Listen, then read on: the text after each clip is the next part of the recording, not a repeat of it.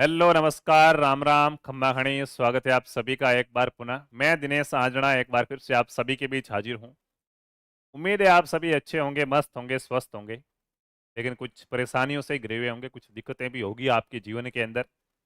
और ये दिक्कतें किसी ने दी नहीं है, आपने खुद ने बनाई है, इतना मैं आश्वस्त हूँ। क्योंकि जैसा कि आपने थंबनेल देखा है, बहुत से बच्चों का कमेंट आ रहा है कि सर काउंसलिंग दोबारा होगी क्या।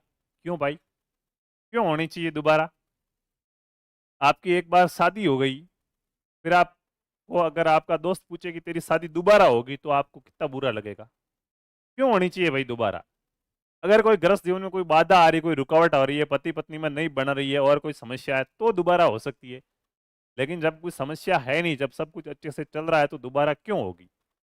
वही बात ईएसटीसी के लिए है। जब रिजल्ट आया था तब भी यही बात थी कि सर रिजल्ट दोबारा आएगा क्या। क्यों आएगा भाई दोबारा, जब आ चुका है एक बार तो। अब काउंसलिंग का रिजल्ट आया तो कि सर काउंसलिंग दोबारा होगी क्या? क्यों होगी दोबारा? नहीं होगी। ठीक है। तो सर फिर उन बच्चों ने मेरे सामने साक्ष्य प्रस्तुत किए कि घोटाला हुआ है बीएसटीसी के अंदर। मैं भी मानता हूँ बहुत बड़ा घोटाला हुआ है। मैं तो मतलब पता नहीं ये भावनाएं कैसे, गुस्सा क्यों नहीं आ रहा है मेरे को। बाकी बहुत बड़ा घोटाला हुआ। अभी मैं आपके सामने यहाँ पे बच्चों के रिजल्ट लेके आया हूँ, एक एक का बताऊंगा कि देखो क्या कैसे उनको कॉलेज मिल गई है, कितना बड़ा घोटाला है। ठीक है। हाँ, लेकिन थोड़ा सा मेरे साथ 2 मिनट तक सुनिए, उसके बाद बात करेंगे। कुछ बच्चों ने ये साक्ष्य प्रस्तुत किया कि सर ओबीसी के अंदर आप जो 402 की कट ऑफ बता रहे हो, आप झूठ बोल रहे हो, आप ये कर रहे हो, आप वो कर रहे हो। उसने रिजल्ट भेजा जिसमें एक बच्चे का 397 नंबर पर हो गया सिलेक्शन। एससी के अंदर एक बच्चे का रिजल्ट भेजा है, 312 पर सिलेक्शन हो गया है। उसी प्रकार मेरे पास और भी बहुत सारी ऐसी बातें हैं जिनमें इस प्रकार के तथ्य सामने निकल को आ रहे हैं। हाँ, ईडब्ल्यूएस में एक रिजल्ट भेजा उन्होंने जिसमें 147 नंबर पर उसको कॉलेज मिली हुई है। ईडब्ल्यूएस में एक रिजल्ट और भेजा गया जिसमें 378 नंबर पर कॉलेज मिली हुई है। एसटी में 315 पर कॉलेज मिली हुई है। एससी में 312 पर मिली हुई थी। ये क्या चीजें, इसके बारे में बात करते हैं। टेक्निकल टीम थोड़ा रिजल्ट इनको बताने की कोशिश करे, सीन 2 करेंगे। लेकिन मैं कहूं तब करेंगे, पहले नहीं करेंगे। ठीक है। तो साथियों देखिएगा, ये घोटाला विभाग का नहीं है, आपके आंखों का घोटाला है। हम क्या होते हैं, समझदार ज्यादा हो गए। ये पिछले 3-4 दिनों से मुझे पता चला, क्योंकि मैंने टेलीग्राम पे जो मैसेज डाले गए, जो आपको पूछा है ना, वो किसी ने नहीं बताया। और मैंने जो नहीं पूछा वो आप बार बार बता रहे थे। इसको मारवाड़ी में एक वर्ड यूज करता है, गांगना, बोगा। वो वाली हरकतें नहीं करनी है। पहले देखो मामला पूरा क्या है। किसी एक बच्चे के कहने से कि घोटाला हुआ है, घोटाला नहीं होता है साथियों। ठीक है, मैं विभाग का पक्ष नहीं ले रहा हूं। मेरे सामने जो तथ्य है उनकी बात कर रहा हूं। हालांकि विभाग में घोटाले होते हैं, हर विभाग में होता है। पेपर आउट हो जाते हैं, डमी कैंडिडेट बैठ जाते हैं, तो ये तो छोटी मोटी बातें हैं। होता है घोटाला तो मानते हैं अपन। ठीक है, उसमें मैं आपके साथ ही हूं। अगर ऐसा कुछ मामला भी सामने आया तो मैं आपके पक्ष में खड़ा रहूंगा और अपन लास्ट तक, अंजाम तक लड़ेंगे। लेकिन अभी जो फिलहाल की बातें उस पर बात की जाए ना, तो एक रिजल्ट भेजा भाई ने जिसमें आप देख सकते हैं।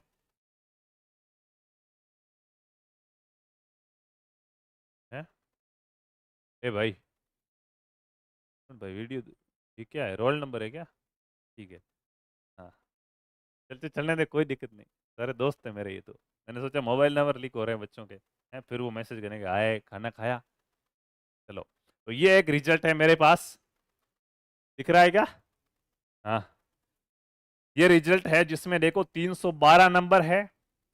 कैटेगरी है कैंडिडेट कैटेगरी में आपकी कैटेगरी बताई जाएगी कि आपको किस कैटेगरी, आप किस कैटेगरी के हो। एलोटेड कैटेगरी में आपकी कैटेगरी बताई जाएगी कि आपको किस कैटेगरी से कॉलेज मिला है। इसमें किसी के यूआर बता रहा है, यूआर का मतलब आपको हिंदी डिग्री के अंदर हिंदी वाले कोर्स में मिला है। किसी के उपाध्याय बताएगा, जैसे इसके उपाध्याय बता रहा है, उपाध्याय का मतलब संस्कृत से इनको कॉलेज मिली है। ठीक है, तो इससे परेशान नहीं होना है।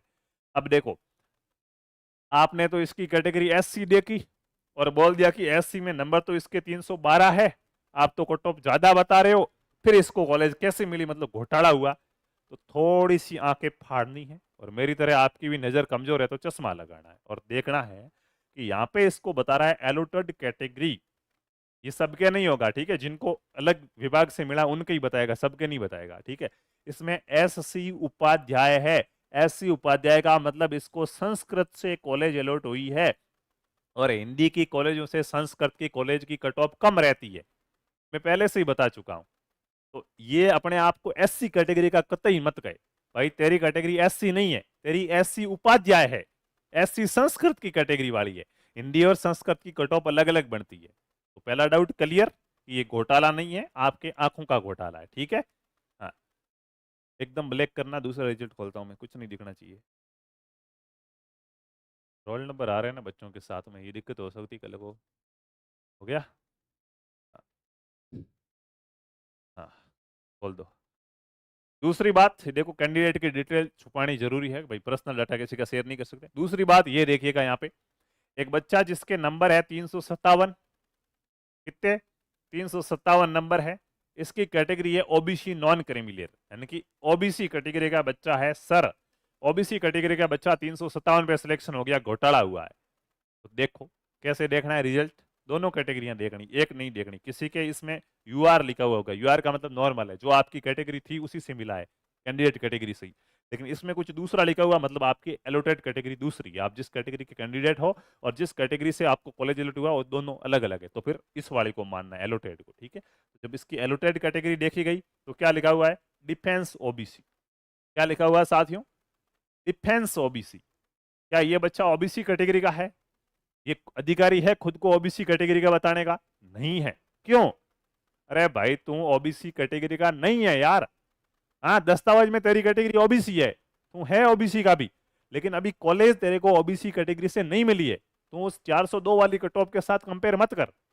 तेरे पास ये फिजिकल का डिफेंस का अलग से आरक्षण है, तेरे को आरक्षण से मिला है, ओबीसी का आरक्षण भी मिला है, इसके साथ साथ में तू डिफेंस का है, कोई तेरे घर परिवार में सेना में है, इस वजह से तेरे को ये कॉलेज मिली है, वरना नहीं मिलती। तो ओबीसी कैटेगरी के साथ इस बच्चे को कभी तुलना मत करो, इसकी कैटेगरी अलग है, ओबीसी नहीं है, ठीक है। एक बार फिर से अगला रिजल्ट खोल रहा हूं मैं, आगे। हाँ खोल, आगे की बात करते हैं। ये सीन टू वरना थोड़ा दिख नहीं रहा है, ठीक है ना। आगे की बात करते हैं, एक बच्चा है जिसके नंबर है 300, यहाँ पे मेरे को साफ नहीं दिख रहा यार, चलो मैं मोबाइल में देख के बता लेता हूँ, मेरे पास फोटो है, यहाँ क्या बोर्ड में धुंधला हो जाता है थोड़ा। एक बच्चा है जिसके नंबर है